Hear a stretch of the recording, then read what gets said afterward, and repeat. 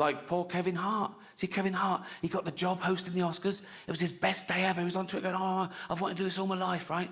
And then someone found these 10-year-old tweets, right? That they were sort of childish, sort of shitty, homophobic tweets. It was about his son. He was mucking around. He said, oh, my son's doing so-and-so. I hope he's not gay. There was a massive backlash. He went, oh, sorry, I'm not homophobic, really sorry. He deleted them, right, and said, I'm really sorry. 10 years later, someone finds a screen grab and goes, look, he's done this. Oh, big thing. The Oscars go, oh, you got to apologise again. He went, no, I've apologised. I can't keep apologising. And he's right. If there's no value to saying sorry and evolving, he might as well just tweet him again. Right? That's how I deal with shit. Anyway.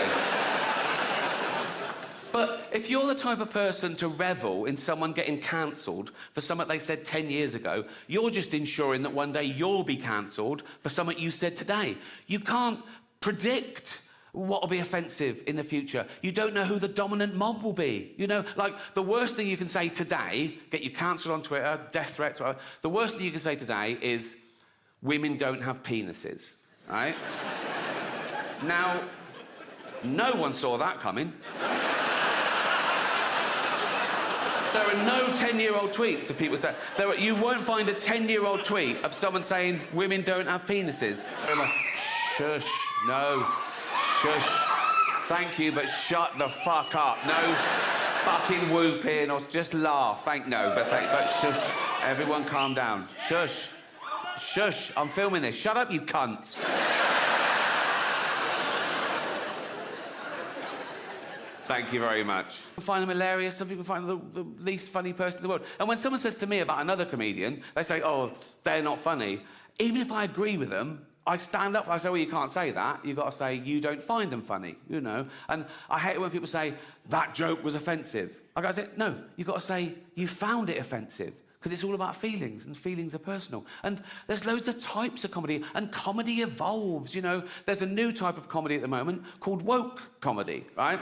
No, it's very progressive, you know. There are some clubs now where the comedian has to sign a thing saying he won't say anything contentious or he won't say anything that could offend anyone. It's a safe space for the audience, woke comedy. And I tried to watch a bit of it, and I decided, down the law, right? And it's all stuff like, comedy should punch up. You should never punch down. You should never punch down. Sometimes you've got to punch down. Like, if you're beating up a disabled toddler.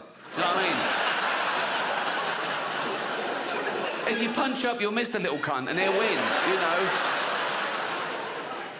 I like that joke because it highlights the difference between metaphorical punching down in jokes and actual punching down. But people nowadays want you to believe that words are actual violence, right? Now, you laughed at a joke about beating up a disabled toddler. No one got hurt. If I'd have actually dragged out a disabled toddler and started beating him up, you wouldn't laugh, right? That's why I dropped that bit. But these people are virtue signalling. They're trying to bring people down to raise their own status. And they say it's because, no, we're protecting minorities. Like, they're basically saying minorities haven't got a sense of humour, which is so patronising. And I get that as well, to what it's like to be outnumbered. In this country, we're still only 5% black, 5% Asian, 5% LGBTQ, you know, tiny numbers. Now, I'm a white, heterosexual multi-millionaire, right?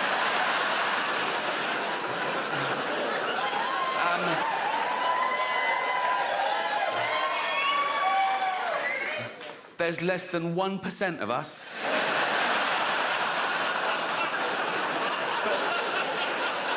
Do I whine? No. Do I don't mind. I just get on with it. Come on, Rick. Come on, Rick. Just keep I'm like Rosa Parks. Do you know what I mean? I'm like... Except I fought for the right to never have to take a seat on a bus. But...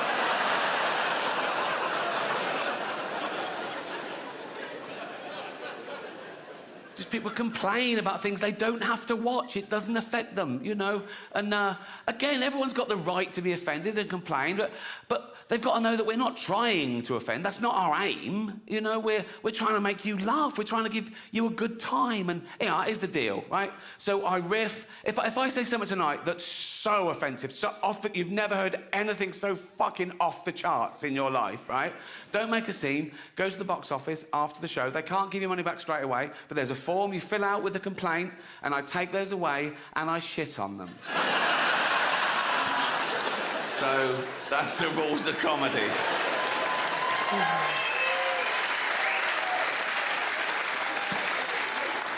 Supernature. Why supernature? Well, for two reasons. One, I wanted the old-fashioned women. Oh, God. You know, the ones with wombs. Oh. Those fucking dinosaurs. Oh.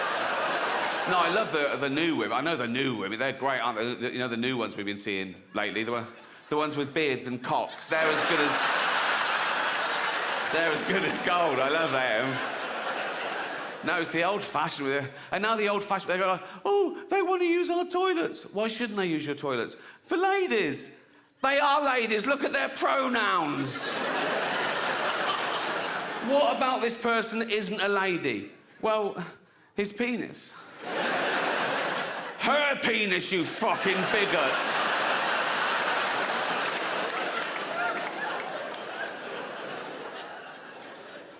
What if he rapes me? What if she rapes you? You fucking turf whore.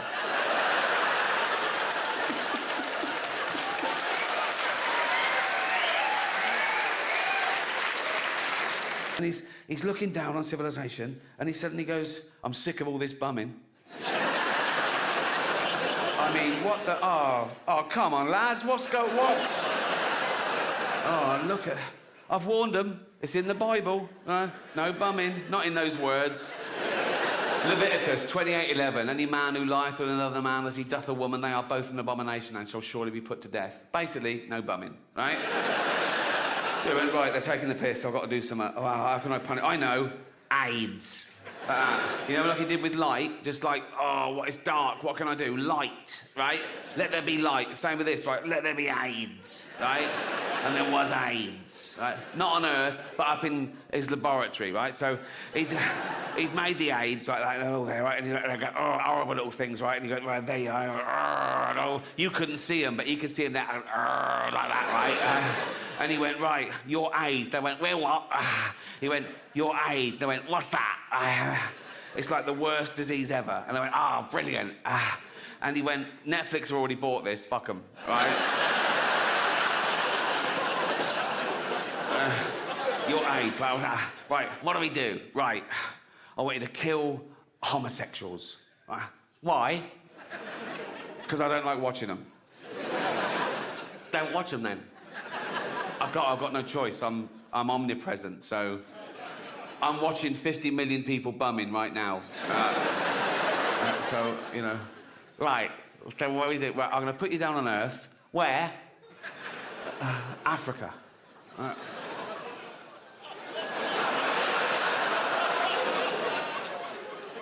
Why Africa?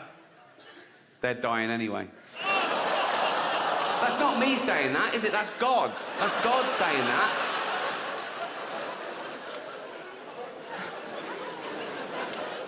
Where in Africa? Oh, just in an arse, right? I'm going to put you in... What, in all the shit? Yes. I'm going to put you in an arse, right? That is where you're going to do a lot of your best work through the 1980s. Right? So I'm going to cram you in an arse, right? Then what? Right. If a cock comes in, that shouldn't be there, right? Get in the cock as well. What all of us know. Some of you get in the cock, some of you stay in the arse, in case another cock comes along. And if I know this arse, there will be another cock. Right. So some of us get in the cock, some of us stay in the arse. Yeah. Then what? Kill them both, right? So kill all homosexuals. Exactly. What, even lesbians? No, not lesbians. Right?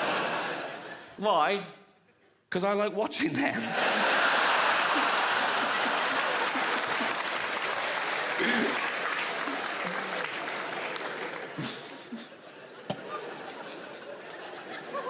Twitter once. Do you remember a few years ago that terrible disaster in Oklahoma, the hurricane? People lost their lives and their livelihood, and I donated to the Red Cross and I tweeted about it with a link saying you can donate here too, trying to help them with their drive. And one of those sort of frivolous entertainment magazines from America, their account tweeted this thing. It really annoyed me. They tweeted, Beyonce and Rihanna send prayers to Oklahoma. And I tweeted back going, oh, I feel like a cunt, I only sent money.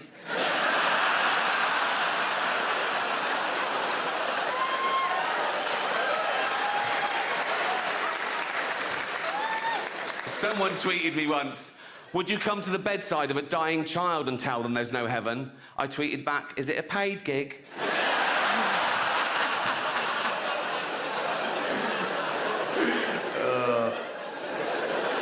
I don't care whether you believe or not, what you believe in, who you pray to. Doesn't affect me. I just think that nature is super enough, you know? I don't think we need angels and unicorns. We've got the fucking octopus. That actually exists. 8 legs in you existing now, the chance of that sperm hitting that egg is 400 trillion to 1. And I think life is like a holiday. We don't exist for 13.5 billion years. Then we have these 80, 90 years if we're lucky. Then we die, never to exist again. And some people are even offended by that. They go, you can't say that. It can't be chance. It's too good. Someone must have made it all. And, you know, I'm too special. I can't just not exist. I'll live again. I'll go to heaven, I'll be with my friends and family, or I'll come back as a spirit and I'll walk amongst you, or I'll be reincarnated, I'll come back as someone else. That'd just be someone else. That's all that's happened. You're not involved. That is just someone else, right? Many people believe in reincarnation, of course. Some people even claim they remember who they were in a previous life. There's a society in America, of course, in California, of course, right? And they remember who they were in a previous life. And they're always someone pretty special in their previous life. Not so much in the life they've got now, right? But I saw a documentary about it, and every year they have a come as you were party, where they go dressed as the person they were in history. 2 Napoleons. So, at least one of them is fucking lying. It definitely could. But even though we know the chances of us existing at all are astronomical and our life is so short, we waste so much of it worrying about stuff, worrying about things that might never happen, worrying about things that won't matter in a week, let alone a year or 10 years. I'm terrible. I worry. I'm a worrier. I lay awake at night thinking, oh, what if? Oh, no. Imagine if wildlife programmes were like that. Imagine watching David Attenborough all these years, and everybody goes, here, on Kilimanjaro, we see the... Oh, no.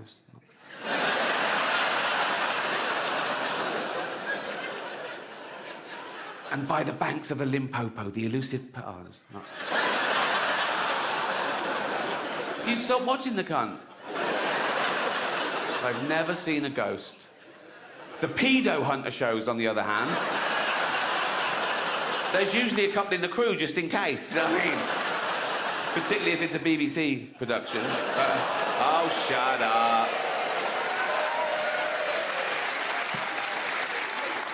There's no reincarnation, no ghost, no heaven, I believe. People can't get over that. People quiz me on Twitter when they find out I'm an atheist. They go, what, you don't believe in God at all? I go, no.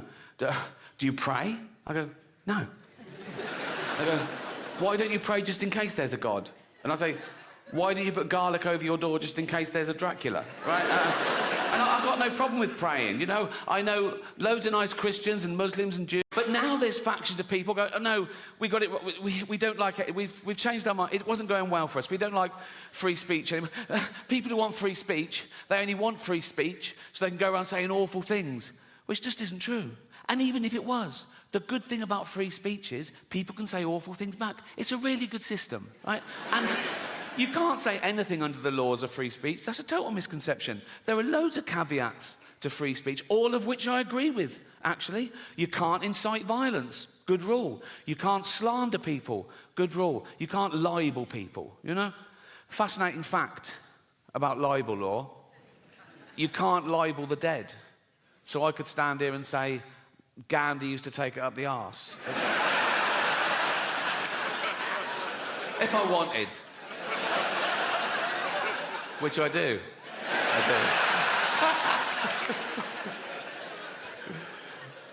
But free speech is the most important human right there is. It's the right from which all other rights come. Without free speech, you couldn't have human rights, you know, and we've got free speech, in theory, in this country, for a little while longer? Well, we can criticise the government, we can criticise the police, but we should give props to a country that allows us to do that, because we're the envy of some countries. In some countries, you criticise the police, you get beaten up, or worse. You criticise the government, you can be thrown in jail for life, you know. So they flee their oppression, quite rightly. You know, so would you. They flee their oppression, and they come here, they go, we want to come to England. We go, why? They go, free speech. We go, come on in, welcome. What are you going to do now? We're going to go on a march. What are you going to say? How shit England is. Cheers. Thank you.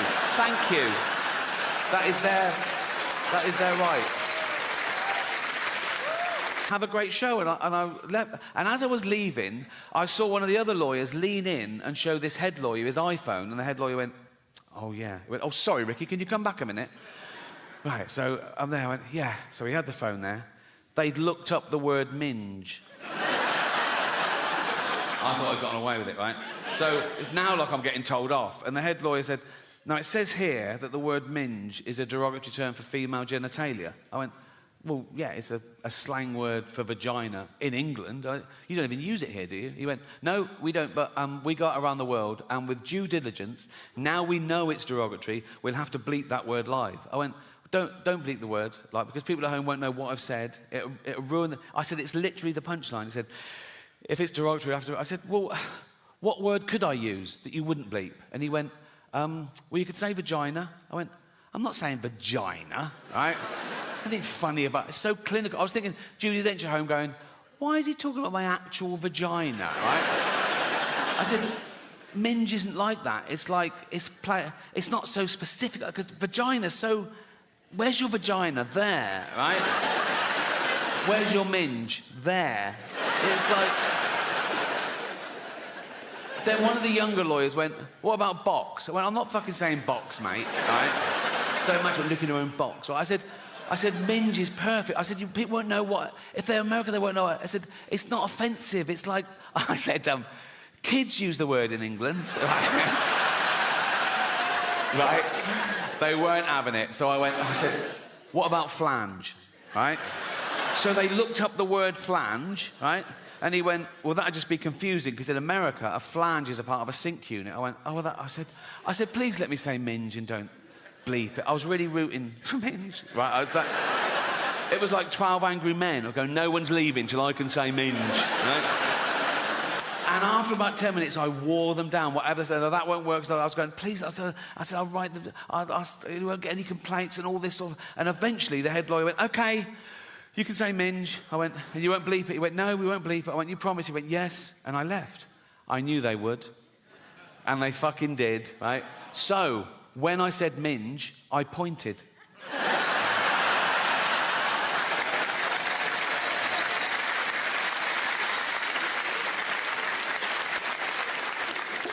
Oh, why do you like London so much, Rick? Because you get a round of applause for not shitting yourself. Right. But that's the next phase now. I reckon it's the next 10 years that I will. But as of now, my arsehole has never let me down. Very underrated, the human arsehole. Everyone goes, oh, the human brain, the greatest computer known to man. All the human liver can regenerate itself. Your arsehole is working 24/7. Even when you're asleep, it's like that. You're not coming out. You're not coming out. You're not coming out. Nope. You're not coming out. And you're not coming in.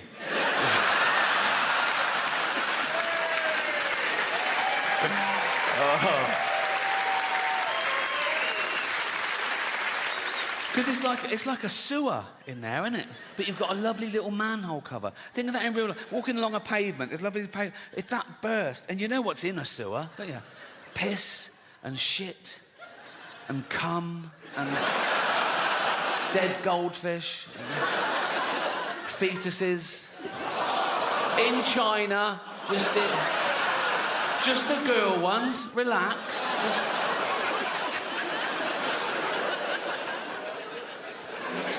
I'm at that age now as well, because I'm in entertainment. People say, oh, you can have a facelift. I go, no. Have you seen facelifts? They're still just that. Like that. You know what I mean? You go to the doctor, and the doctor goes, do you want to look old or Chinese? You know, it's like... Nothing wrong with looking Chinese if you're Chinese. If you're not Chinese, it's a bit weird. It's offensive. Why is that allowed? You're not allowed to black up. It was considered a good thing to swap ideas with other cultures, with other nations, to share things with other races, to assimilate. It was the opposite of racist. Now it's racist. Gwen Stefani got in trouble in her last video because she had her blonde hair in dreadlocks. People go, no, black people invented dreadlocks, you can't have them, you're white, that's racist. Jamie Oliver got in trouble when he put out authentic jerk chicken recipe. People go, no, black people invented that, you can't have it, you're white, that's racist. Now, black people, they use the N-word, don't they? We invented that.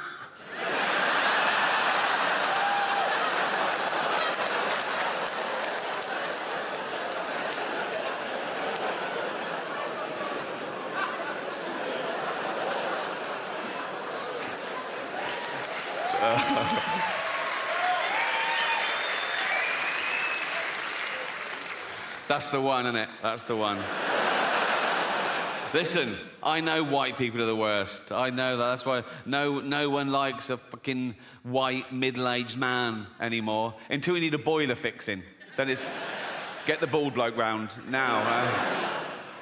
Critical race theory, have you heard of that? Being taught in schools now, particularly in trendy areas like LA, right? Just like 5-year-old kids and 6-year-old kids. If you haven't heard it, in a nutshell, critical race theory says that all white people are racist. So that we're born racist and we continue to be racist because we're affording the privilege of a racist society set up by our forefathers, okay? So basically, all white people are racist and there's nothing we can do about it, which is a relief.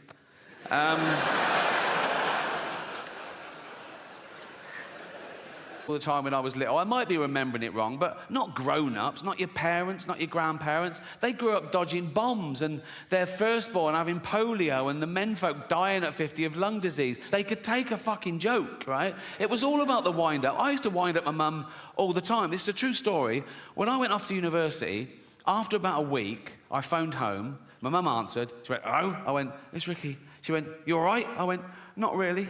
I'm in hospital. I think I'm blind." She went, "What?" I went, "No, I'm only joking." Right? She went, "You silly bugger." She went, "I could have had a heart attack," right? And she's right, she could have had a heart attack. And I knew that. That's how committed I am to having a laugh. You're welcome, you're welcome.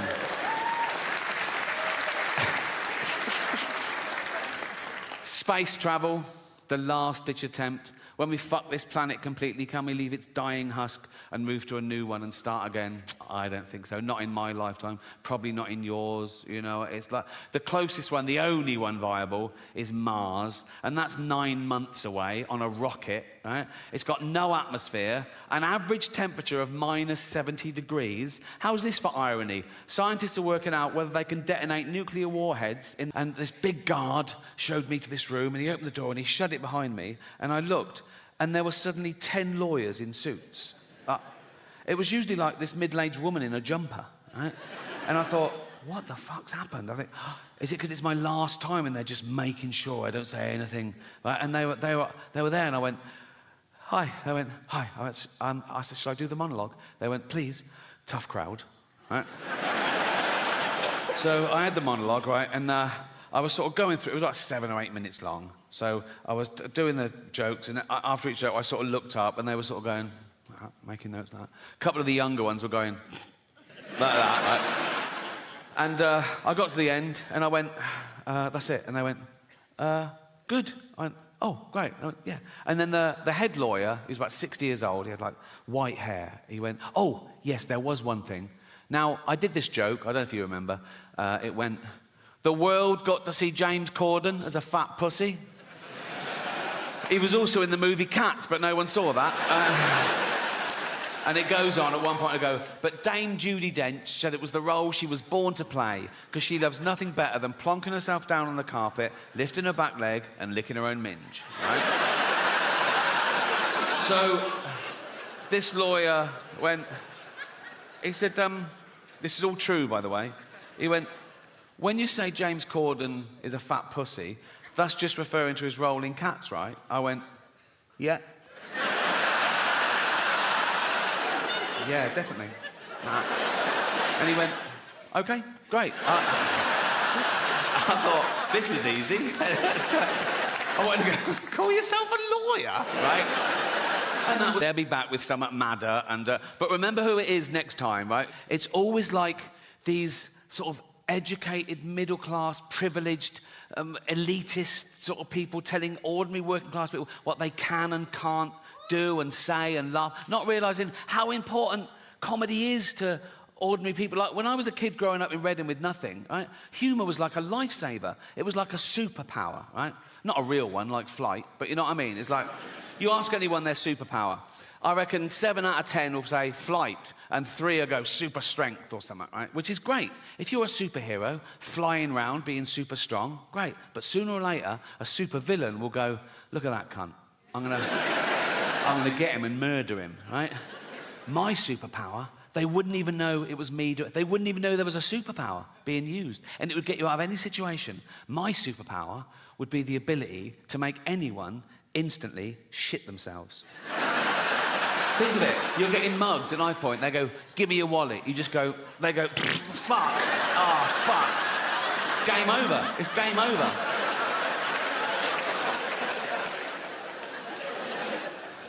That's another thing I'm very proud of. I can honestly say, in almost 64 years, I have never shat myself once. So, no, don't no.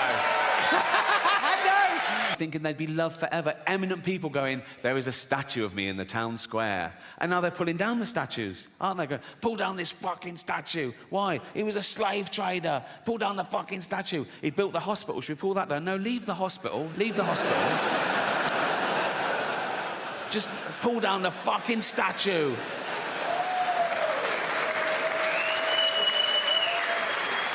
Pull down the statue and dump it in the canal. He built the canal as well. It doesn't matter, just pull down the fucking statue.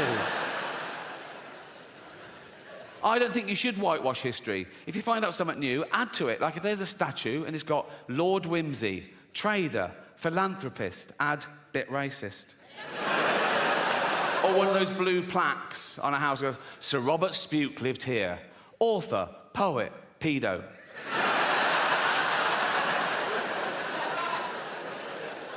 I think we live too long. That's why we have time to worry about all this. We're not meant to live with sapiens. We've been around as hominids for a few million years. And of course, along with every other life form that exists at the moment, we've been evolving for 3.5 billion years. Everything that exists at the moment all came from the same little blob of organic matter 3.5 billion years ago. That's why it annoys me when people say, oh yeah, humans, we're the most evolved. We're not the most evolved. We're no more evolved than the slug or the snail. People go, oh, come on, look at them. Yeah, they got it right early doors. Nature keeps testing them. Do you want eyes? No. Not really. No. I have noticed one thing about the slug and the snail. Let's not split hairs, let's be honest. The snail is basically a slug with a shell on it, isn't it, right? But if you pull the shell off the snail, it starts giving it all, oh, I'm dying. And the slug is like, welcome to the real world, cunt. So yeah, we've been around for about 300,000 years, and for most of that time, we had the same life expectancy as every other wild ape, 35, 40, if you're lucky. You're born, you grow, you mate, you're playing with your kids, you get a cut, you go, oh, what's that, dead? Right? But now with antibiotics in medicine, we've pushed that forward. A child born today can expect to live to about 100. And scientists said soon that'll be 120. This is my second night in New York. I did a few gigs in Los Angeles, but a lot of those we donated the money to the American Cancer Society. So this is better because I keep all the money.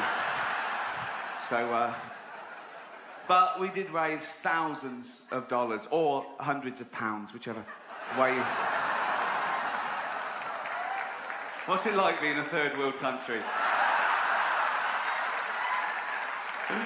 Oh dear. I know what you're thinking straight away. Ricky Gervais, are you still doing stuff for charity? Shut up. No, don't. What? I do too much. No, I don't. What? How much did I raise for cancer alone last year? It doesn't matter. Why is it? What? Give us a ballpark figure. Millions. Millions. and they are welcome to it.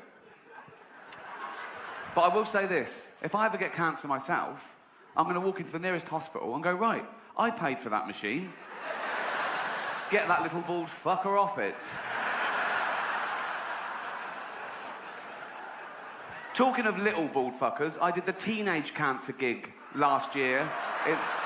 What? At the Royal Albert Hall. I did it before, I did it in 2006, but they called again last year. We're still ill. Okay, man. You lasted. No, it's a great gig, and the teenagers with cancer getting free and everything. That's the sort of guy I am. And they sit in the front row. Oh, lucky little. And they get to come backstage afterwards and meet me. What a treat that is for them. So much better than going to Disney World, where the rides can make you sick if you're in that state. So meeting me, it's thumbs up. So, and I was doing the gig this last time, and I looked down and I recognised one of them. I thought, oh yeah, he came backstage 2 years ago. He was telling me about his illness, and I signed some stuff for him, and he said, oh, he just turned 18 and how hard it was. And I was thinking, well, that was 2 years ago. So now he must be 20. So how the fuck is he still a teenager? Lying little shit. He wasn't lying about the cancer. He was riddled with it. It hurt him to laugh, but he shouldn't.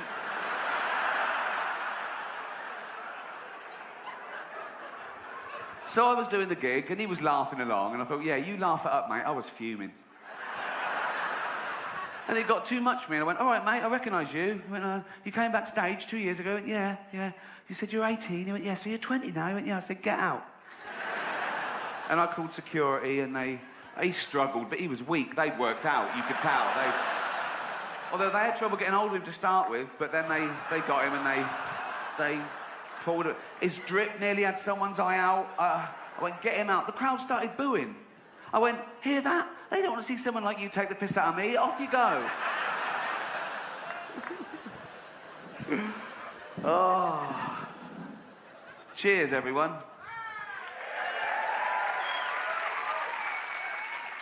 That's a big can, isn't it? I'm not showing off. I want you to know that is a big can, and I'm not a dwarf. Oh. I did a big charity gig last year for autism. And like most people, my only experience of autism until recently was Dustin Hoffman's brilliant portrayal in Rain Man. But I've just got this new house in London, and the neighbours were coming round and going, oh, yeah, hi, poking their noses in, basically. But I thought, you know, I'd be nice to them for now. When I get a big gate, they can fuck off. One couple, they've got an autistic son. And the mother was talking to me and said, oh, this is Douglas, he's 17, and he never goes out because he hasn't got any friends. So I thought, right, okay, this is where I can show him that, you know, I'm a rich, handsome man off the telly, but I've also got a heart of gold. And I said, oh, I'll take him out. I went, really? I went, yeah. So I went back on the Saturday, true, and she said, oh, he loves the zoo. And the zoo's only about a mile from my new house in Hampstead I live. And so I'm walking along the street with Douglas, okay, and he doesn't take his eyes off his mum all the way along the street like that. And his mum's in the doorway, and she's waving to him, and she's crying, right? Eventually she shuts the door and she goes indoors.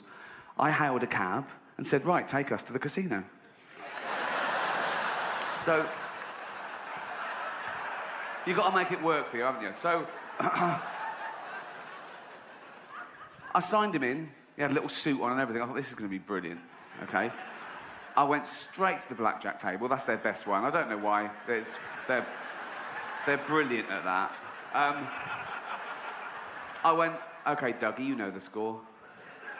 Bet 2 for good and 1 for bad. Do you understand? He went, yeah. I went, hoo. So I was betting. I was about £1,000 down in half an hour. And I went, sorry, hold on. Douglas, do that thing. Count the cards. Do that thing.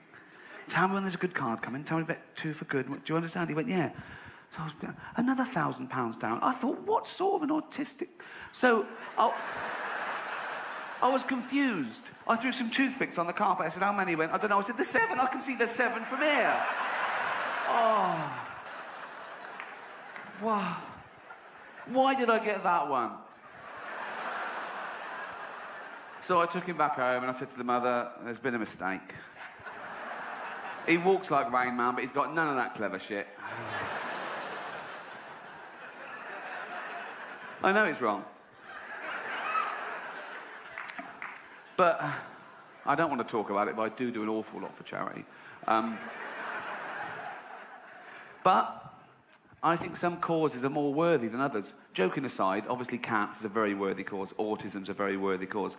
But I got asked to do a benefit gig recently for sufferers of obesity. What? She went, sufferers of obesity. I went, do you mean fat people? She went, no, because obesity is, well, she actually went, no, because she was eating. She went, no, just, you know, between snacks, like, and she went, obesity is a disease. No, it's not, is it? You just like eating, don't you? No, it's not, is it? How is that a disease? Oh, I'm so fucking ill. I'm well ill. I'm well ill. Oh. I said, what's the disease? She went, everything tastes good. Everything? Yeah. Not salads, but... It's not a disease, is it? Leprosy is a disease. Can you imagine Jesus in the temple? People shuffling up to him in bandages going, Jesus, my face is falling off. I can't stop now, there's a fat chick on her third pie. People say, they make excuses, don't they, fat people? They say, it's glandular. It's not glandular, it's greed, okay? It's big bones. Yeah, big bones covered in meat and gravy.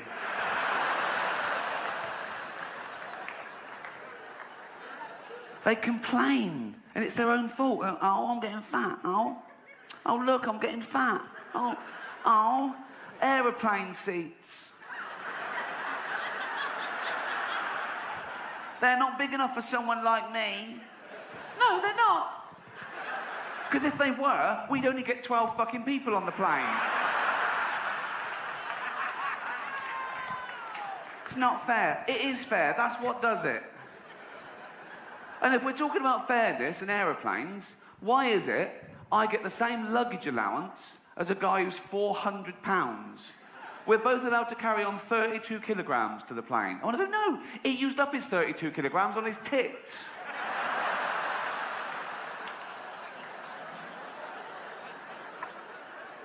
It's not a disease. I saw a documentary back in England about this woman who was 350 pounds because she ate 10 burger and fries a day. That'll do it. 10 separate meals of burger and fries. 10 separate trips to McDonald's, right? In a cab. Oh, didn't even walk that. Wasted calories, okay? So, to stop her eating these meals, they wired her jaw together. So she liquidized 10 burger and fries a day. Now she's on burger smoothies. Now she's not even chewing. That used up 3 calories. So lo and behold, she gets fatter. So they admitted her to have that thing done where you staple your stomach together. And she's sitting there in hospital, looking all depressed. Well, you can't eat for an hour before an operation, can you? Lank hair, smock. Christ knows where they got that, right? And she said, it's a really dangerous procedure, but it's the only option left.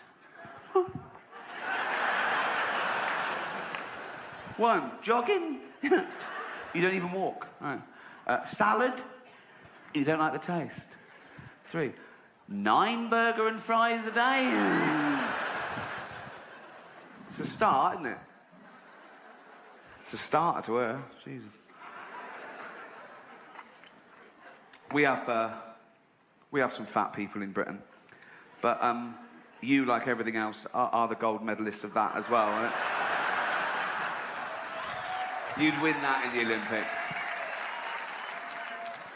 I saw this episode of Jerry Springer. It was called Jerry Springer Saves the World's Fattest Man. You've got to watch that. So he's there going, okay, let's try and save this guy's life. He's got a heart of gold as well. He's like me, right?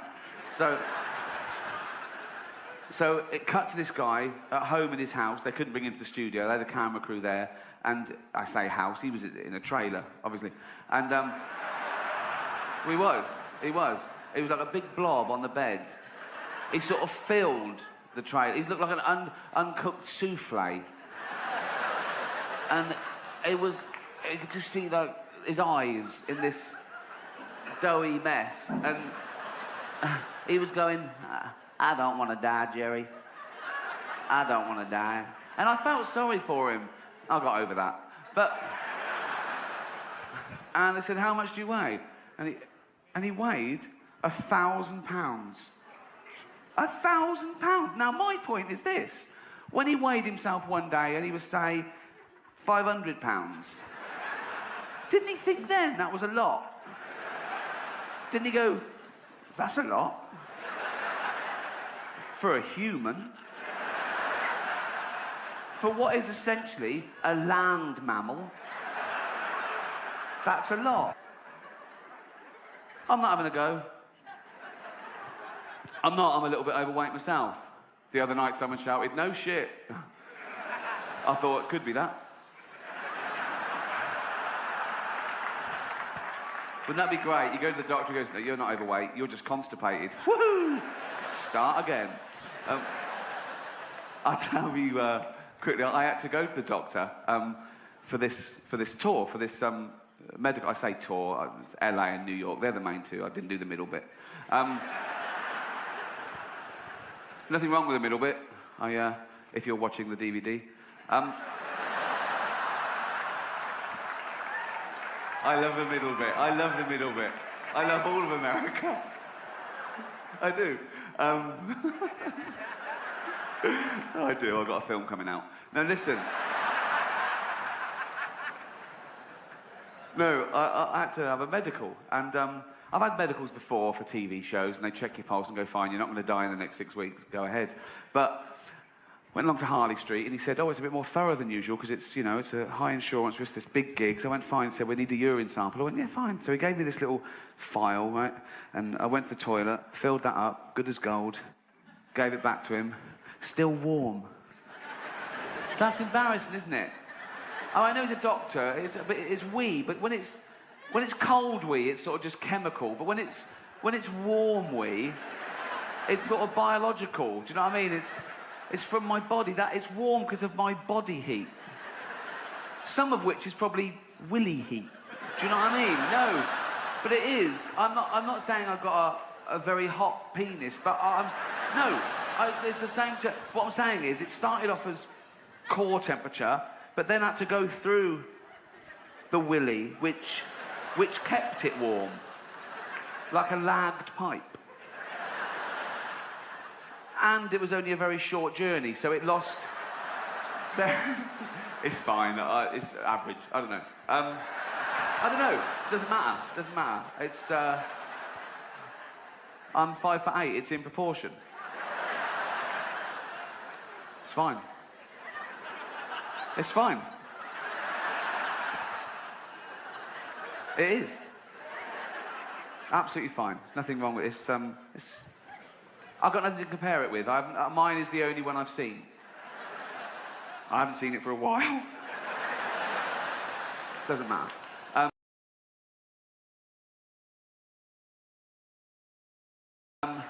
I'd look silly with like a 2-foot cock, wouldn't I? I'd look ridiculous. It would look ridiculous. Oh, look at my big cock. Well, you look ridiculous. You look ridiculous. You were better with the average one. Whatever size it is, it looks fine on me. Also, if I had a 2-foot one, I'd faint every time I got an erection, which would be... I'd just be lying there with no blood in me, just this cock up in the... It's fine. I've never thought about it before, but it's. Don't worry about it. Don't worry about it. It's fine. It really is. Now I'm worried that you think, oh, what? It's just, it's... If you saw me naked, you wouldn't go, that's the tiniest cock I've ever seen. You fucking wouldn't. You wouldn't make... You'd look, you'd go, as a naked man. You wouldn't have to squint. I don't know why I did that. I don't know why I did that. You wouldn't have to squint. You'd go, there's his penis, it's fine.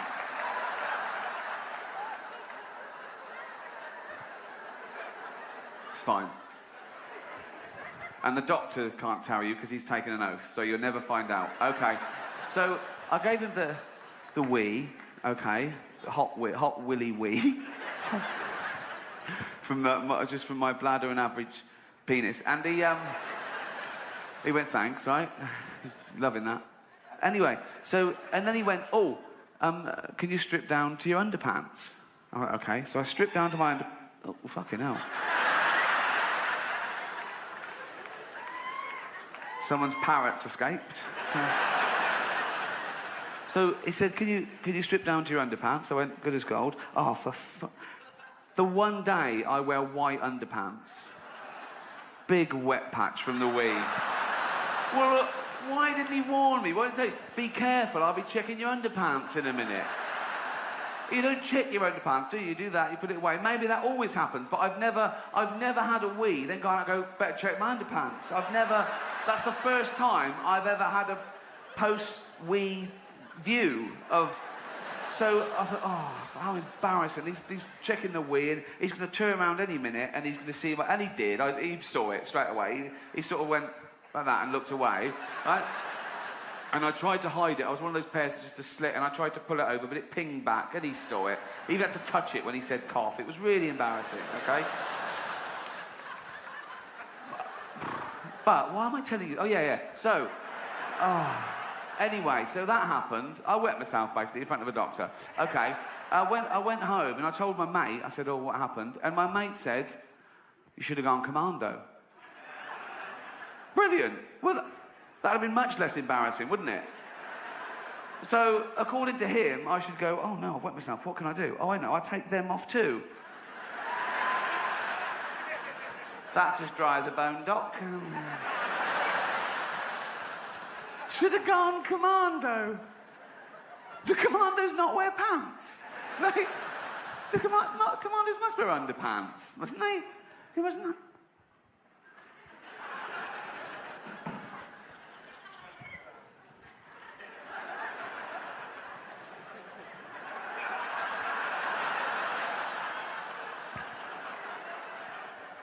Why aren't you wearing underpants? What? I'm a commander and I'm wearing underpants. I've never heard of that. I've never heard that phrase before. They're going to see that. At least.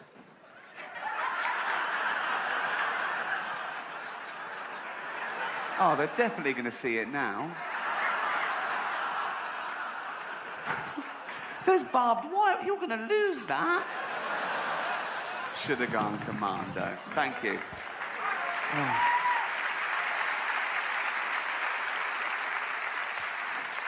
I'm a bit overweight myself, but I never worried about it before I was famous. And I'm not vain now. It's that you read about yourself, and the papers, they need an adjective. They can't just say, Ricky Gervais, comedian. They say things like, Ricky Gervais, tubby comedian. What? Why say that? Why bring that into it? It's like, you can't get more specific than your entire name. You know what I mean? Who's going, Ricky Gervais? What does he do? Comedian. Ricky Gervais, comedian. Fat bloke. Oh, I know, yeah.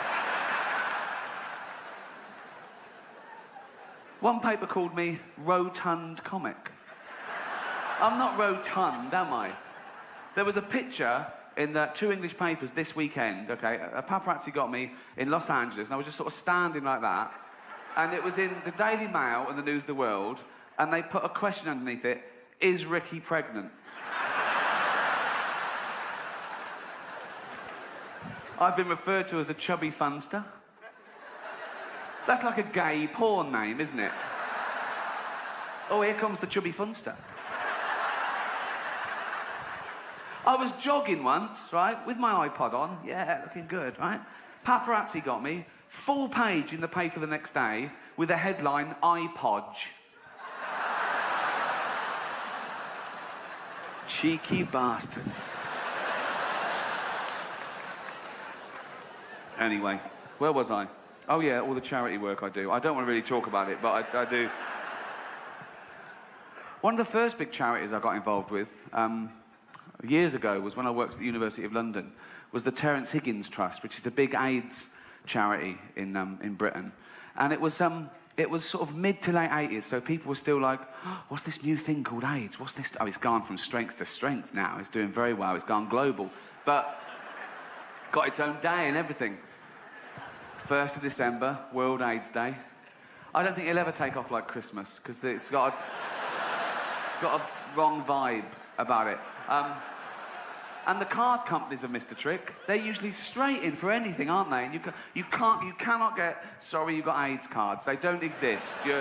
Or one that plays a little tune to cheer someone up, a little relevant tune. I don't know what a relevant tune would be, but I'm a 9-stone cowboy. It doesn't matter. But I won't do this in San Francisco.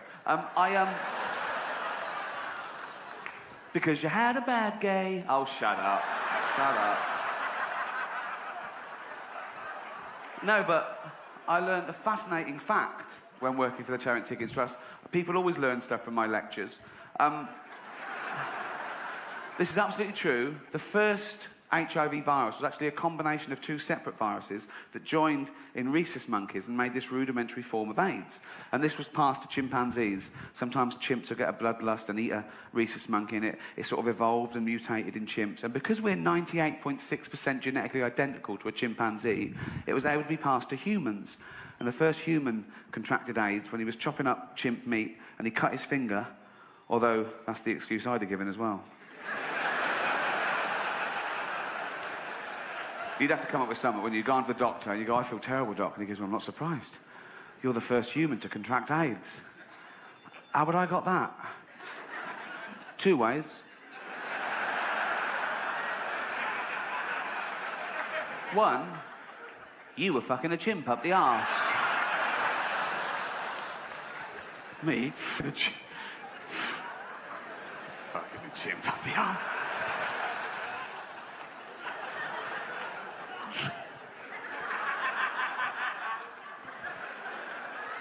No way. How else could I have caught it? I don't know, you could have been chopping up chimp meat and cut your finger. That one. Choppy, chimpy finger thing. I bet he went straight out into the jungle and found that chimp. Went, you fucking gave me AIDS. I gave you what? You gave me AIDS. I gave you a blowjob. Shush, shut up. I got AIDS from you. Well, where did I get AIDS from? From eating monkeys. I don't eat monkeys. You're either eating them or fucking them. I was eating them.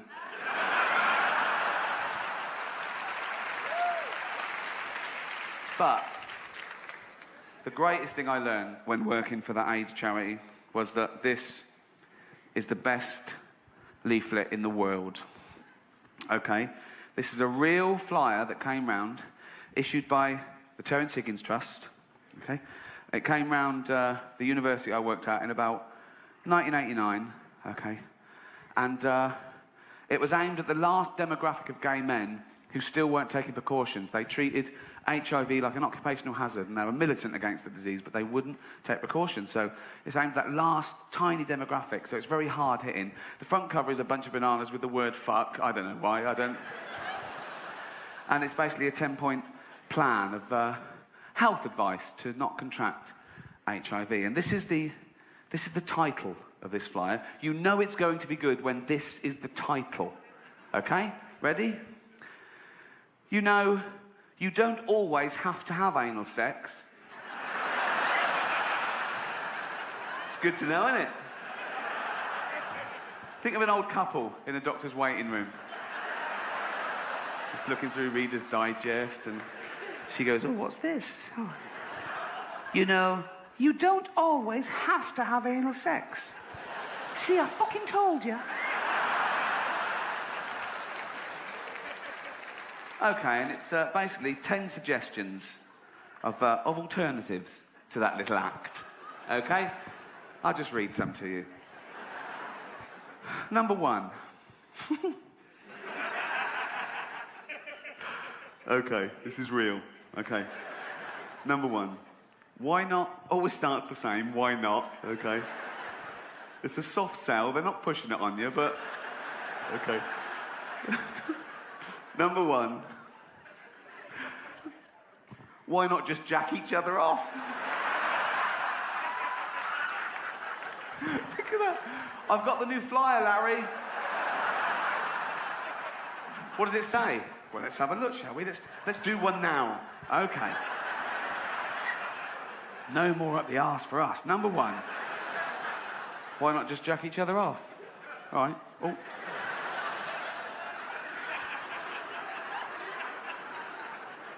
Number two. Always starts the same. Why not? Right. Number two. Why not just come on his back? It's the casual nature of it. Like it's a recipe. Why not just throw in an onion?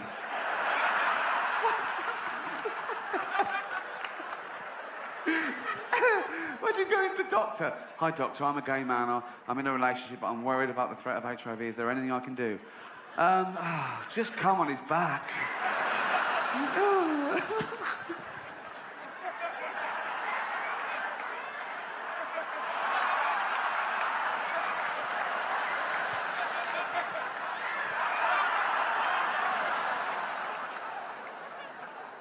Number three.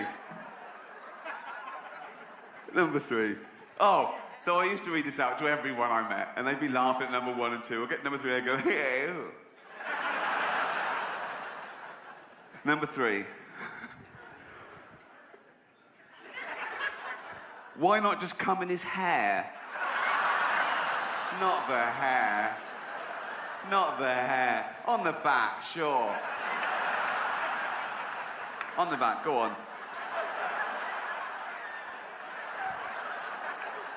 On the back, go on the back. Where are you fucking aiming that? No. Not on the hair, no, there. There. I don't trust you, I'm putting on a shower cap.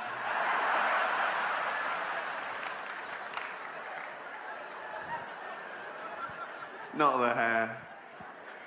Number four. Oh, okay. I have not before or since heard such great use of the term e.g. as in this next sentence. Number four. Why not try? So that people can think this is a bit difficult. Like, just please have a go. Okay. This isn't brain surgery, this next one, but they put in try, okay? Why not... Why not try coming into some fruit? E.g. watermelon. Like, they put that out without that bit. People were going, well, what fruit? Oh, not a pineapple. Fucking hell. Oh, fucking hell.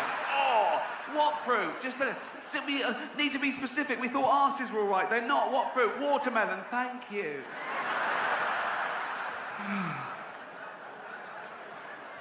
And on and on.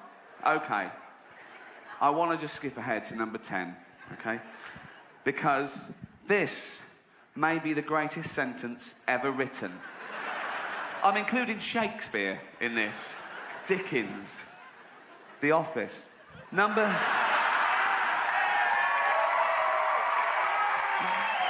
Thank you. Are you ready for this? Number 10, okay? Now, I think the bloke writing these was struggling by now. I think he shouldn't have a political wing, you know. I'm political in my private life, like everyone, you know. Like, I'm sometimes incensed by the inequalities in our society. We're in the 7th richest economy in the world, right? And there's homelessness. There's 250,000 homeless people in Britain. Now, I wish there were no homeless people, because they're fucking horrible. I know. You know, oh. Oh, yeah, right next to the fucking cash point, you cheeky cunt.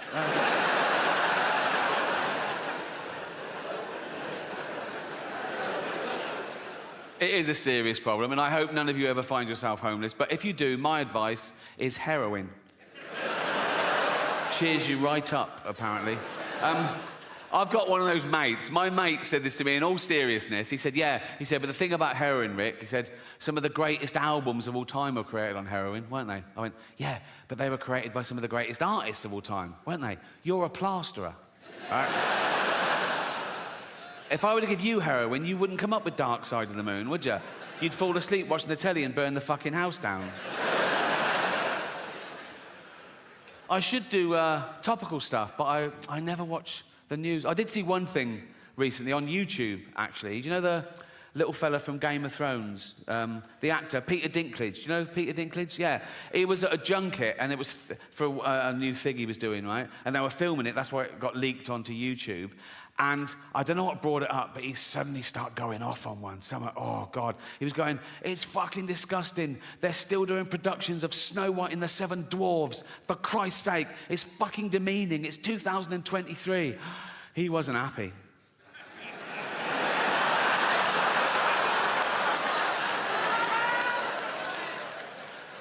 He was grumpy, wasn't he? He's got a point now, hasn't he? Obviously, he's got a point. But the thing is, it's all right for him because he's a multi-millionaire Hollywood actor, and he's a great actor as well. He does Shakespeare and everything. A lot of dwarves in entertainment aren't that great.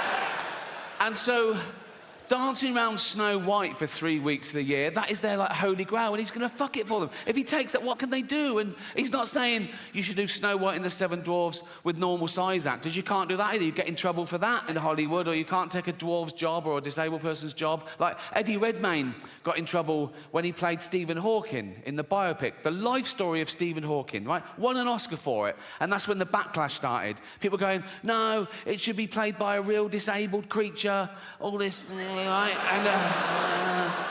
And they're going, the actor should have the same disability as the person they're portraying. But it was the life story of Stephen Hawking, right? So for the first part of the film, the cunt could walk, right? So I put it to you, what is easier? Getting an actor who can walk, pretend he can't, for the last bit of the film, or get an actor who can't walk, pretend he can for the first bit. How would that even fucking work? Puppetry, think.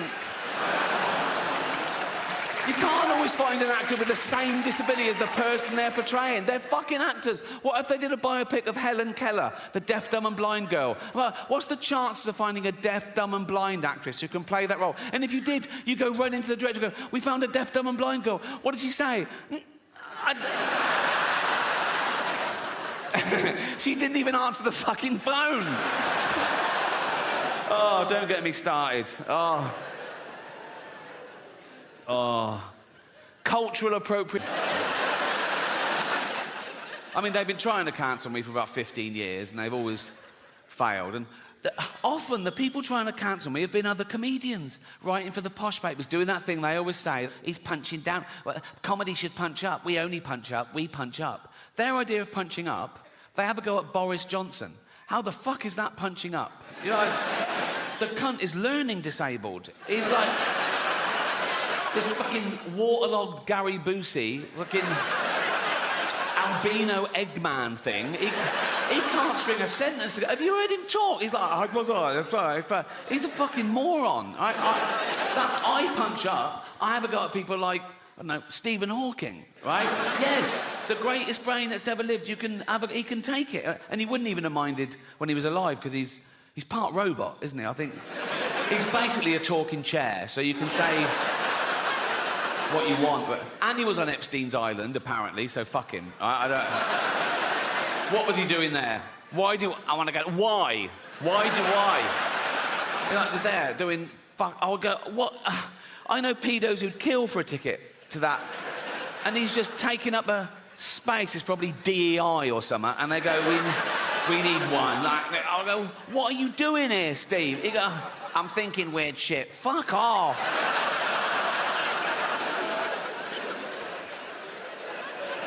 That is probably a hate crime. That is. It's a big buzzword at the moment. Because I was reading about the tough time dwarves have had through history. Like, in medieval times, they used to torture them and kill them. They used to put them in barrels with spikes and roll them down the hill for a laugh, right? And then in Victorian times, they'd stick them in the circus and make them do dangerous fucking things. And then as late as the 1980s, right, I remember colleges used to have events like dwarf throwing, where they were like darts on a thing, or dwarf bowling. And eventually someone said, what the fuck are we doing?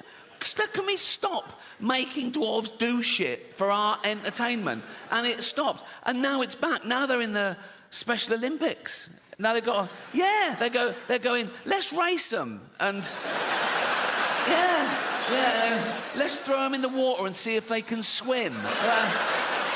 They can. So, it needs a bit of work, that one, doesn't it? I don't know. People don't realise how much goes into one of these tours. My last tour, I did 60 new material nights. Then I did like 25 work in progress shows. Then I did an 85-day arena tour around the world, honing it all the time. One critic sat at his kitchen table, said, lazy. He called me immature and vulgar. Four-eyed cunt. I'm at that age now where everything annoys me. I get about the Golden Globes. Is always, was someone so angry about what you said about them? They came up to you afterwards, and I always go, oh God, no. I wouldn't even say if that had happened, because I don't like gossip, to be honest, right? There was one guy I thought took it the wrong way, right? It wasn't a bad, the cameras went to him, and I'm not in control of the cameras, so I think he was caught in the headlights. It was Elton John, right? But it wasn't a bad joke. I was introducing Madonna, okay? And I later found out that him and Madonna were in this feud, and he hated being mentioned in the same sentence as her. But I didn't know at the time. I was confused, right? And it wasn't part of the monologue, but I'm there for like 3 hours, right? And now and again, the stage manager put a head round the door and go, do you want to introduce so-and-so? And I go, yeah, fine. And I come out and I either do it straight or I ad-lib. And this was little ad-lib because I saw Elton in the front row, right? So this was the joke. I came out and I said, our next presenter is the Queen of Pop. Not you, Elton. Sit down, right? And it sort of went to him, he sort of went, and I was like, oh, fuck, he hated that. And I was thinking, why is he, I was like, oh, God, do you think I'm homophobic? Oh, I'm not homophobic. There's always in my head. Then I thought, he must have heard worse, right? In the 1980s, right, when Elton John was in the closet, he wasn't out, he was married to a woman, right? He was also chairman of Watford Football Club. And he and his then wife would go along and watch Watford play, and the entire crowd would sing, don't bend down when Elton's around or you might get a willy up your arse. Which puts my little quip into perspective, doesn't it? I don't know how football fans know how to start at the right time in the same key. Do they hand out sheet music before we're doing Willy up the arse in C? Jeff's doing a solo. They get a traditional tune so everyone knows it, and they change the lyrics. Some genius changes the lyrics, right, to be as offensive about someone or something or somewhere or whatever, right? So the tune they used to use, I remember it, it was that old Cockney knees-up song. My old man said, follow the van and don't dilly-dally on the way. Do you know that one? Remember the term dilly-dally? They use it very creatively in their version, right? So this was their lyric. It was the 80s. It's not politically correct. I apologise. But they're football hooligans. What are you going to do, right? So let's analyse their genius lyrics, right? This is what they used to sing. Don't bend down when Elton's around or you might get a willy up your arse. I mean, you might. Not necessarily his, but, you know, like mathematicians amongst you would have to go, yeah, there's a slight... Like, if 1,000 people bent down when Elton was around, one of them might randomly... Someone might come off a bicycle and go, sorry, like that, and they go, oh, fuck, and the scientists will go, one. Do you know what I mean? There's a slight... Also, when Elton's around, that's ambiguous. That could fit... Like, you could have two gentlemen having anal sex in a hotel room, right? And then the next day they find out that Elton John was staying in the next room. They go, oh, I got a willy up the arse when Elton was around, you know? I'll give them that. Anyway. Don't bend down when Elton's around or you might get a willy up your arse. He has the nerve to call us dear. We all know he's a fucking quill. Sorry, right? And it goes... He dallies and dillies. They've reversed it. Why? He dallies and dillies. He plays with people's willies. Again, I don't know what play with means in this context. It could be like, wow. It could be anything, couldn't it? Wow. I thought you were going to suck it. No. He dallies and dillies, he plays with people's willies, he's up every arse in town. I'd stop him there, I'd go, no, you know, that is provably false. He's not up every arse in town, is he? We can prove that. Right, take a small town, take Watford, 120,000 people. He is not up 120,000 arses, is it? I mean, half of them are women, so 60,000 tops, right? And I don't think he's been up 60,000. And if he has, good luck to him, but that's not my point. This is my point, right? What did his then wife think of that? Because he's in the closet, right?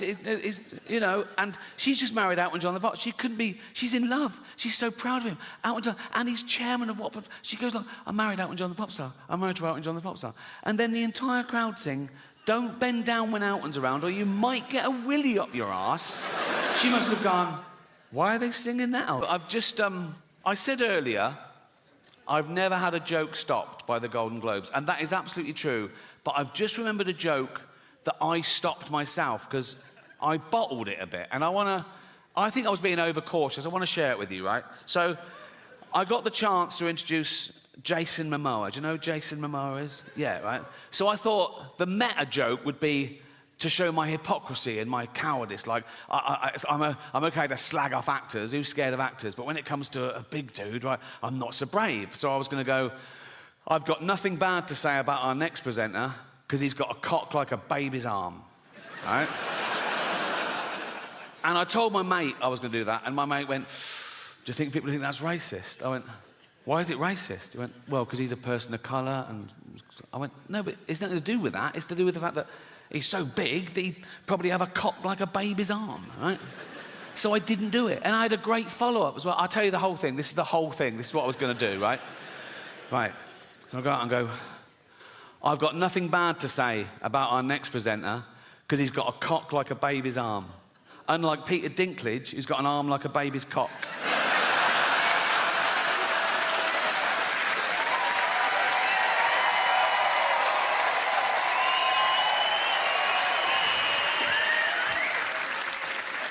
It's great to hear this sort of laughter again, because you probably don't notice it as much as comedians, but we've had a really weird 10 years where we're really second-guessing, going, is that okay? I don't know what people could find anything offensive, but we pushed back and we won, so fuck them.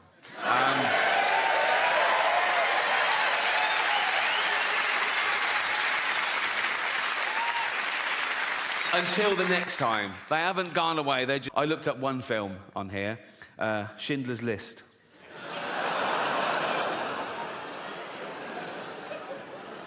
Absolutely real. Schindler's List, doesthedogdie.com. Right. First question, does a dog die? No. Does a cat die? No. Are any animals abused? Someone answers, there is a chicken that's handled roughly, but otherwise unharmed. Now, I love animals more than anyone I know, but if I was Jewish, I'd be slightly offended by this avenue of questioning. Imagine that in real life. Imagine someone says, oh, yeah, my grandparents were murdered by the Nazis. You go, oh, what happened? Oh, they were dragged from their house and sent to the gas chamber. Oh, was a chicken hurt? What? But as I say, it's become, you can ask any question about anything. Someone says, is there child abuse? Is teeth damaged? Is there a hanging? Does someone struggle to breathe? Yeah. Well, yeah, yes. Someone says, does someone fall downstairs? Who's scared of slapstick? It's like... Anyway, so this website was founded in 2010, so it's run about 13 years, right? And the later questions start reflecting the times we live in now, and they get more and more fragile and narcissistic. These questions were asked this year. Check it out, Schindler's List, right? Someone says, are there any fat jokes? And sometimes I just run around flushing them for a laugh, like that. Just so that in 40 years' time, Greta Thunberg has to shit out of a window.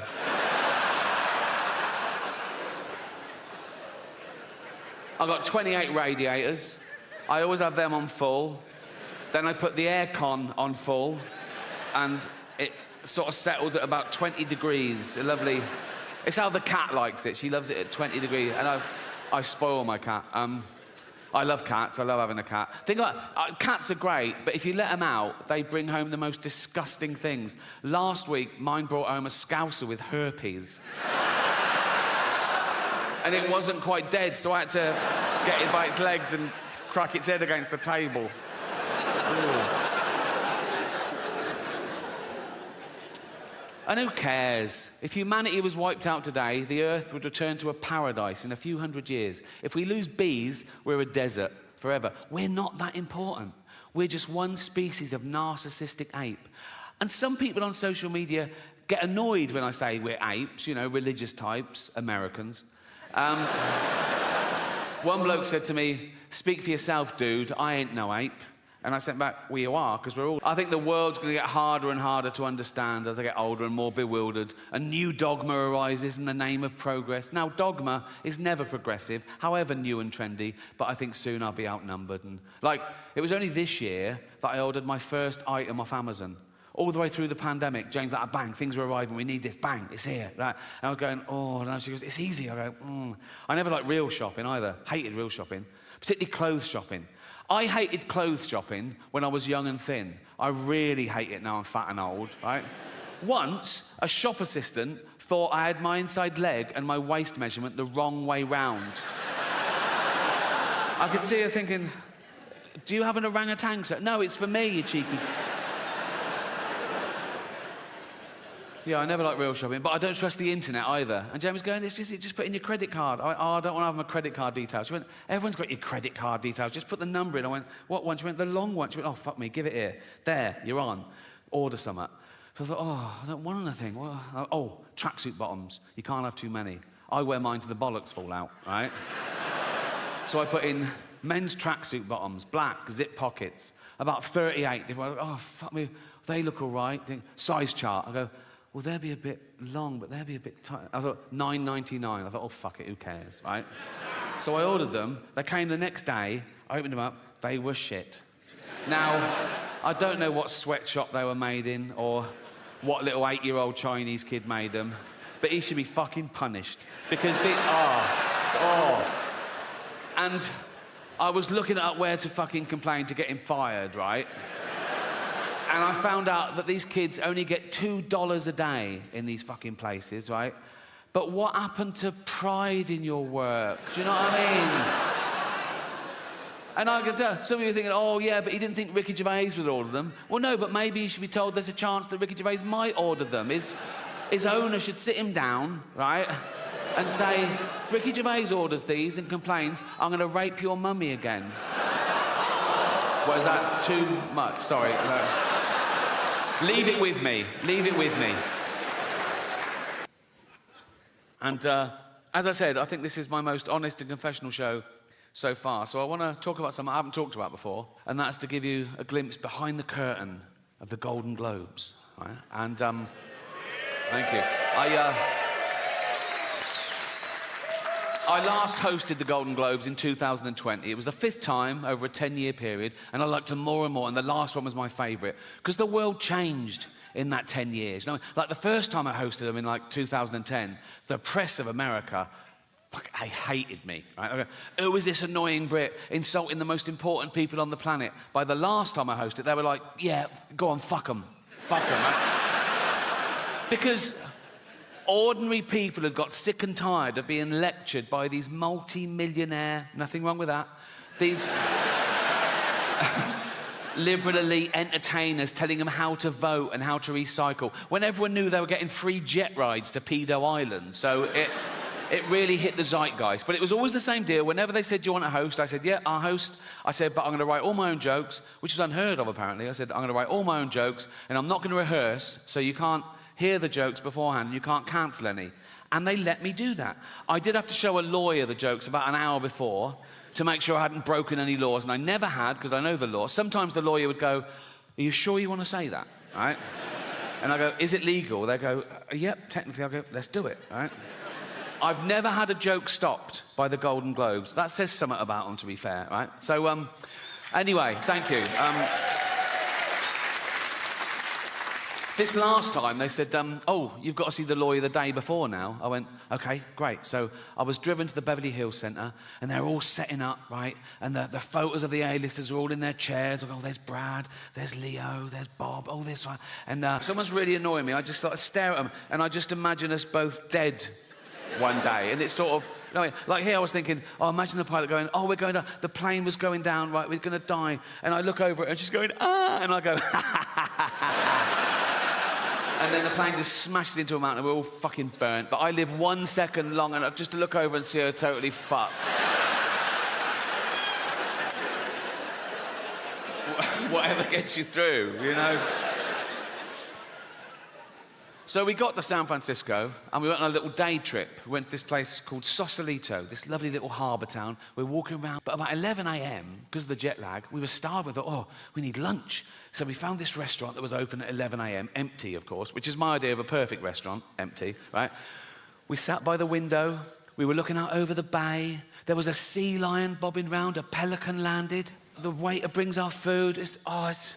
Then suddenly, in all that peace and perfection, out of the kitchen doors comes a busboy, and he just stands in this empty restaurant, and he goes...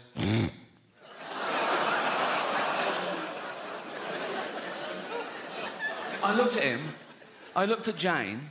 Jane didn't even look up. She just went, nothing we can do. Like that. So I'm all alone, right? And the sweat starts. I just get a sweat, right? I go, okay, he's going to do it again. He's going to do it again. Sure enough, I bang my fork against the plate and I just look at him like that. And Jane goes, he doesn't know why you're staring at him. I go, I want him to know. I want him to go, you okay? I go, not really. You know, you keep doing that, right? Jane goes, for heaven's sake, he's a busboy. He's at work. Let's just eat and go. So meal ruined, right? And I wasn't allowed to do anything, right? So this is how I got through the last 10 minutes of that meal. It's absolutely true, right? I'm eating. Every time he went, I went, cunt!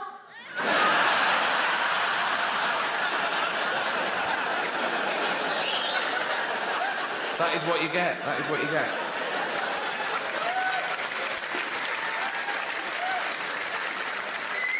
I did want this show to be... Here you go. I love illegal immigrants. Yeah, sue me now. Sometimes I go down to Dover for the day, right? And I look out, right? I look for a boat, and I see a dinghy with about 60 of them, and I go over here, like, right? And I pull them into shore, and I go, women and children first. They go, there are no women and children. Just you lads, is it? Just, come on, lads. Come on, lads. If I go down there one day and there's no boat, I am absolutely fucking gutted. I just sort of wander into town, and I stand by the traffic lights, and I wait for a big lorry to pull up, right? And I look underneath, and there's a lad sort of clutching like that.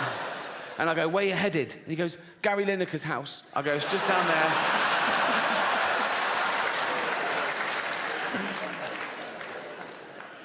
Yeah. Fuck borders. Fuck, we don't need borders, do we? Be like the Vikings. They didn't care about borders, did they? I've got a little bit of Viking blood in me. Well, we all have, because of all the raping they did. They say it was raping and pillaging, but I think it was mainly for the raping. I think they added the pillaging bit for the wives. I mean, they went down one day and went, right, we're off to Great Britain. Oh, why? Just a bit of pillaging. Just pillaging. Just pillaging, babe. All right. Why are you wearing your in society? One, be competent at something. Like, oh, he's a good hunter. Go with him. He's good for the tribe. The other way you can raise your status is have virtue. Like, oh, he's not a great hunter, but he's wise or kind or whatever, you know. And then, with the advent of social media, people suddenly discovered they could just say they were virtuous. No evidence, no proof, just loads of flags in their bio, right? And they would raise their status by bringing other people down, catching other people out. Oh, look what he said. Oh, he's not as virtuous as me. Look how good I am. Look how bad. And that's where the term virtue signalling comes from, right? And I hate it when they bring their kids into it. You can believe what you want, have opinions what you want, vote how you want, but go on a march, great. But when I see a 5-year-old holding a placard, he doesn't know what that says. That's the adult, you know. Like I saw someone tweet this once. Someone tweeted, my 4-year-old just looked up at me and said, Mummy, why does Rishi Sunak hate poor people? Never fucking... I get about the Golden Globes is always... Was someone so angry about what you said about them? They came up to her afterwards and I always go, oh, God, no. I wouldn't even say if that had happened, because I don't like gossip, to be honest, right? There was one guy I thought took it the wrong way, right? It wasn't a bad... No, the cameras went to him, and I'm not in control of the cameras, so I think he was caught in the headlights. It was Elton John, right? But it wasn't a bad joke. I was introducing Madonna, okay? And I later found out that him and Madonna were in this feud, and he hated being mentioned in the same sentence as her. But I didn't know at the time. I was confused, right? And it wasn't part of the monologue, but I'm there for like 3 hours, right? And now and again, the stage manager put her head around the door and go, do you want to introduce so-and-so? And I go, yeah, fine. And I come out and I either do it straight or I ad-lib. And this was little ad-lib because I saw Elton in the front row, right?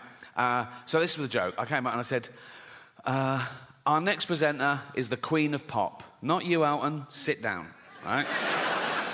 And it sort of went to him, he sort of went, and I was like, oh, fuck, he hated that. And I was thinking, why is he, I said, oh, God, do you think I'm homophobic? Oh, I'm not homophobic. There's always in my head. Then I thought, he must have heard worse, right? In the 1980s, right, when Elton John was in the closet, he wasn't out, he was married to a woman, right? He was also chairman of Watford Football Club. And he and his then wife would go along and watch Watford play, and the entire crowd would sing, "Don't bend down when Elton's around, or you might get a willy up your arse." Which puts my little quip into perspective, doesn't it? I don't know how football fans know how to start at the right time in the same key. Do they hand out sheet music before a fucking... We're doing Willy Up the Arse in C. Jeff's doing a solo. They get a traditional tune so everyone knows it, and they change the lyrics. Some genius changes the lyrics, right, to be as offensive about someone or something or somewhere or whatever, right? So the tune they used to use, I remember it, it was that old Cockney knees up song. My old man said, follow the van and don't dilly-dally on the way. Do you know that one? Remember the term dilly-dally? They use it very creatively in their version, right? So this was their lyric. It was the 80s. It's not politically correct. I apologise. But they're football hooligans. What are you going to do, right? So let's analyse their genius lyrics, right? This is what they used to sing. Don't bend down when Elton's around, or you might get a willy up your arse. I mean, you might. Not necessarily his, but, you know, like mathematicians amongst you would have to go, yeah, there's a slight... Like, if 1,000 people bent down when Elton was around, one of them might randomly... Someone might come off a bicycle and go, sorry, like that, and they oh, fuck, and the scientists will go, one. Do you know what I mean? There's a slight... Also, when Elton's around, that's ambiguous. That could fit... Like, you could have two gentlemen having anal sex in a hotel room, right? And then the next day they find out that Elton John was staying in the next room. They go, oh, I got a willy up the arse when Elton was around, you know? I'll give them that, anyway. Don't bend down when Elton's around, or you might get a willy up your arse. He has the nerve to call us dear. We all know he's a fucking quill. Sorry, right? And he goes, he dallies and dillies. They've reversed it. Why? He dallies and dillies. He plays with people's willies. Again, I don't know what play with means in this context. It could be like, wow. It could be anything, couldn't it? Wow. I thought you were going to suck it. No. He dallies and dillies. He plays with people's willies. He's up every arse in town. I'd stop him there. I'd go, no, you know, that is provably false. He's not up every arse in town, is he? We can prove that. Right, take a small town. Take Watford. 120,000 people. He is not up 120,000 arses, is it? I mean, half of them are women, so 60,000 tops, right? And I don't think he's been up 60,000. And if he has, good luck to him, but that's not my point. This is my point, right? What did his then wife think of that? Because he's in the closet, right? You know, and she's just married Elton John the Pop. She couldn't be... She's in love. She's so proud of him. Elton John, and he's chairman of Watford. She goes, look, I'm married Elton John the Pop star. I'm married to Elton John the Pop star. And then the entire crowd sing, don't bend down when Elton's around, or you might get a willy up your arse. She must have gone, why are they singing that? So this show is called Armageddon, and it's all about how I think humanity might end, because there's a long list of possibilities, you know. We're on a precipice, you know. It could be anything from global warming, the rise of the pandemic, you know, nuclear war, our own stupidity, basically. Because we are getting more stupid as a species, no doubt about that. You can now do a university degree course in Taylor Swift. How fucking low academically can you go? There's an institute in London called the School of Flower Arranging. I went past it, I couldn't believe it. School of Flower Arranging. I looked in, and there's people having lectures Flower arranging. My mum used to pick flowers every day from the garden, cut flowers, put them in vases around the house. At no point did anyone come round and go, what unqualified cunt did these?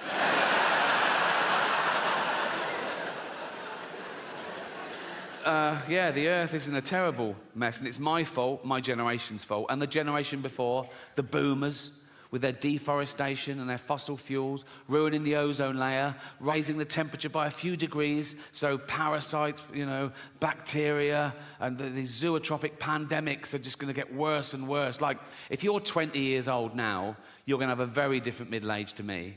I've had the best 60 years of civilization, right? But if you're 20 now, in 40 years' time, you're going to be in your house wearing a mask, crying. Like you do now over jokes.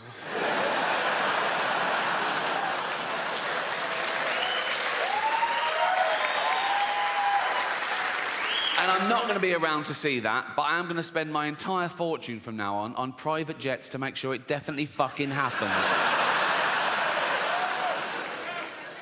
We're going to be the first generation that future generations are jealous of, right?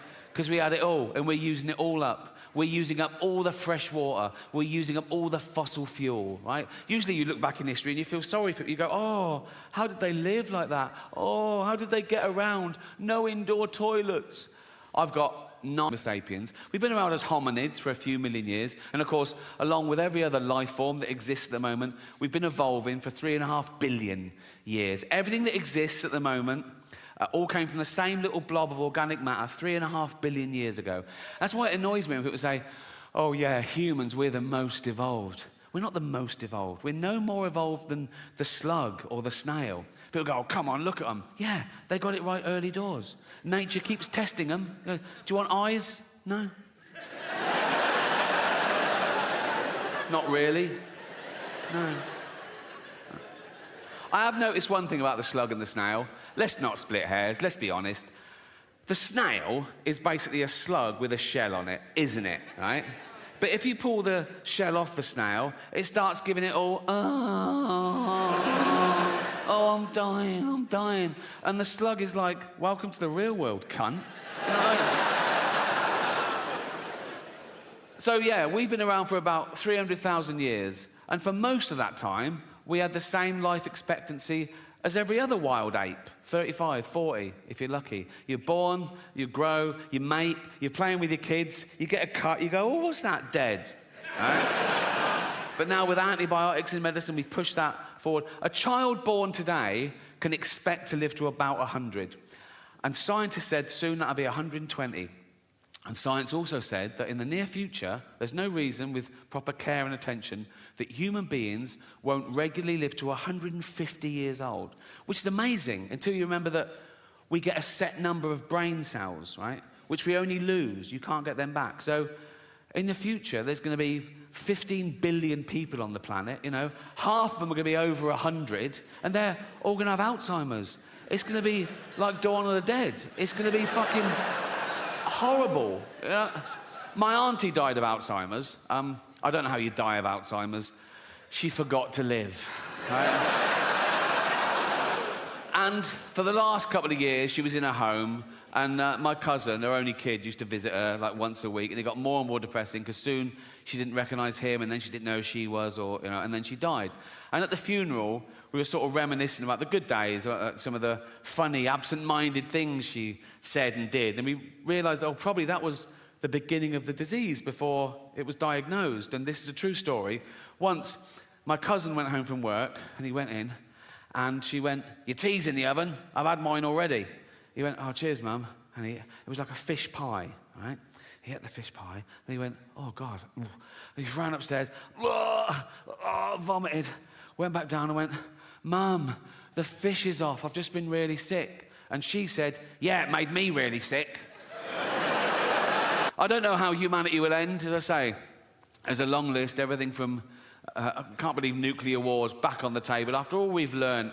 But I think maybe the rise of the pandemic where parasites and microbes and bacteria and our antibiotics fail, or maybe those things that happen, but we're sort of evolved through it. Like, we'll find out there's pockets of sort of mutant people around the world that are slightly resistant to radiation and slightly resistant to microbes, and we sort of start again. Because we don't really understand the mechanism of human evolution since civilization, because it's never been based on, you know, survival of the fittest, where fittest meant just the biggest, strongest male gets to pass on his genetic material. There's other paradigms, right? Nature is brutal. Sometimes it is the biggest, strongest male that gets the female, and even then, she has a litter. If there's a runt, she goes, fuck it, kill that, eat it, share it out amongst the rest of us. Now, we don't do that in human society. We go the other way. We spend more time and care and attention on the weak and the vulnerable to give them a chance. Like, if you're a father and you've got 2 kids, you've got little Timmy, who's 6, right? You've got Jack, who's 8, and you go to little Timmy, you go, Timmy, what do you want for Christmas? And he goes, motorised wheelchair. Ah, I promised Jane I wouldn't do the voice, and I fucking forgot. It's too late now, isn't it? What do you want for Christmas, Timmy? Motorised wheelchair. Right, well, they start at £2,000, so fucking hell. What do you want, Jack? Just a tennis racket, please, Dad. Oh, good lad. Oh. How is your tennis? Best in the school. Oh, you... Good. Also a ramp. Fuck me. What, so now we're doing fucking building work at Christmas, are we? Fuck me. Oh, sorry, Jack, can't afford your tennis racket. We've got to spend all the money on a ramp and a motorised wheelchair for this money-grabbing little fucking... Why do you need a motorised one? No arms. That's fair enough. That is fair enough. I can tell some of you feel a bit uncomfortable laughing at little Timmy, who's a little 6-year-old lad. He's got a funny little voice because his chest is all fucked. Got no arms, no legs, just like stumps, right? But let me tell you something about Timmy to make you feel better about yourselves. He's a fucking racist. Yes. Horrible little shit, he is. You little fucking bigot. You disgusting little fucking racist, you racist scum, you filthy little fucking, you fascist, you fucking, you disgust me.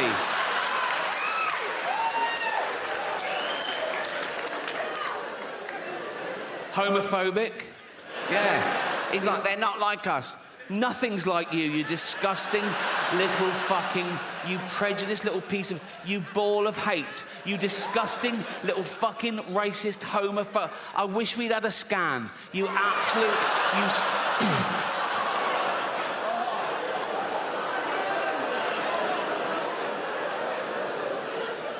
misogynist. If he could, he'd rape. There's your little Timmy.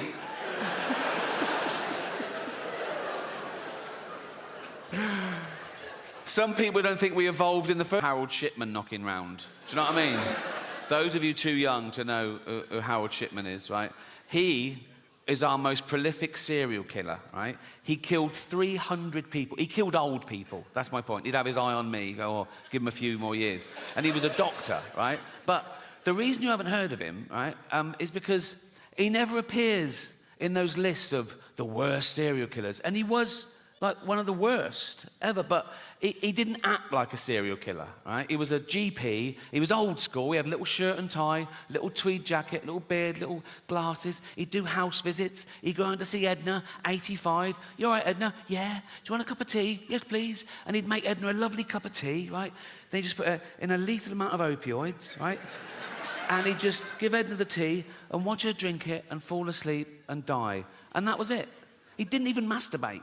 You know, yes, it is a waste, sir, yeah.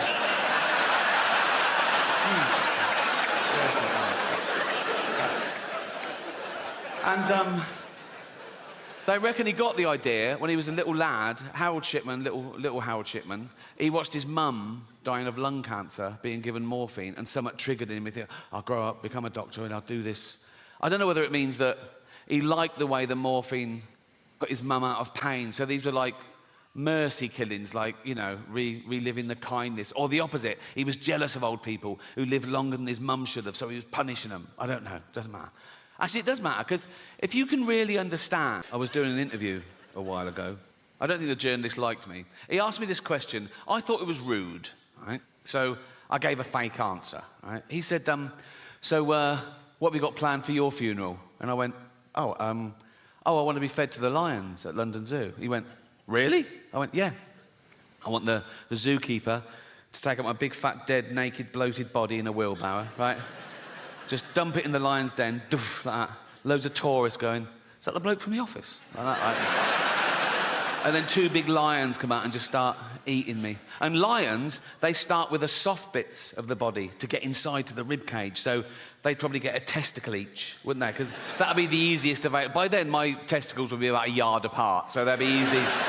They just start eating towards me. Like Lady and the Tramp, really romantic. So I said that as a joke, but he totally believed me. So much so that when he was writing up the article, he called London Zoo and asked them if that would be allowed, and they said, no, of course not, right?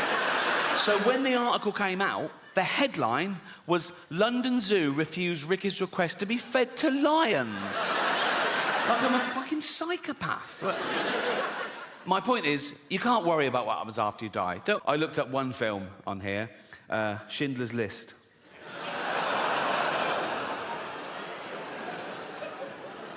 Absolutely real. Schindler's List, doesthedogdie.com. Right?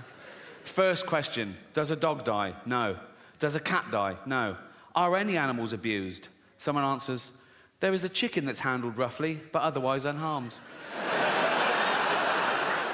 Now, I love animals more than anyone I know, but if I was Jewish, I'd be slightly offended by this avenue of questioning. Imagine that in real life. Imagine someone says, oh, yeah, my grandparents were murdered by the Nazis. You go, oh, what happened? Oh, they were dragged from their house and sent to the gas chamber. Oh, was a chicken hurt? What? But as I say, it's become, you can ask any question about anything. Someone says, is there child abuse? Is teeth damaged? Is there a hanging? Does someone struggle to breathe? Yeah. Well, yeah, yes. Someone says, does someone fall downstairs? Who's scared of slapstick? It's like... Anyway, so this website was founded in 2010, so it's run about 13 years, right? And the later questions start reflecting the times we live in now, and they get more and more fragile and narcissistic.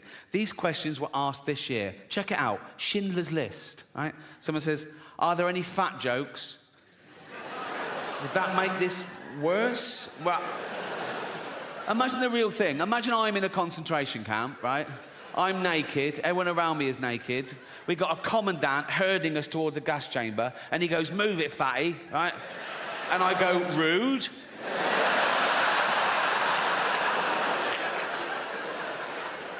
No, that has ruined the whole experience, if I'm honest.